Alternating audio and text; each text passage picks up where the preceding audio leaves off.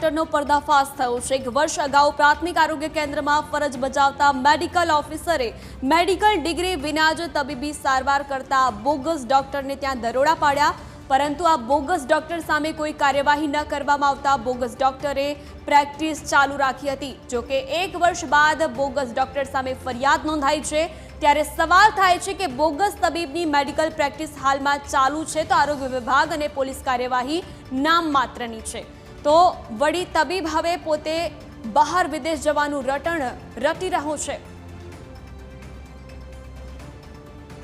આમ તો સાહેબ હું પ્રેક્ટિસ કરતો જ નથી। આ કોરોના ત્યાંથી હું સેવા કરું છું અને એકચ્યુઅલી મારે જવું છે બહાર। આમ હું છેવટે અઠવાડિયા સુધી બેઠો છું, પછી હું છું નહીં અહીં। હું પહેલાં બેઠો નહીં, કોરોનામાં મેં સેવા કરી છે। હવે તો બીજું તો શું સાહેબ, મારે તો જવાનું છે એકચ્યુઅલી બહાર, બરાબર। મારી જોબ ત્યાં ફિક્સ છે, એટલે મારું અહીં બંધ કરવાનું છું।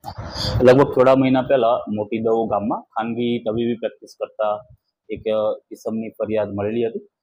તેના આધારે જે મેડિકલ ઓફિસર પ્રાથમિક આરોગ્ય કેન્દ્ર બામોસના ખરા, જેના વિસ્તારમાં મોટી દવો ગામ આવે, જે તે સમયના મેડિકલ ઓફિસરે એની તપાસ કરેલી હતી અને એ તપાસની વિગતોના આધારે હાલમાં જે મેડિકલ ઓફિસર ત્યાં કાર્યરત છે, એમણે તાલુકા પોલીસ સ્ટેશને જે ગુજરાત મેડિકલ પ્રેક્ટિશનર એક્ટ ખરો એના ભંગ બદલની ફરિયાદ કરી છે।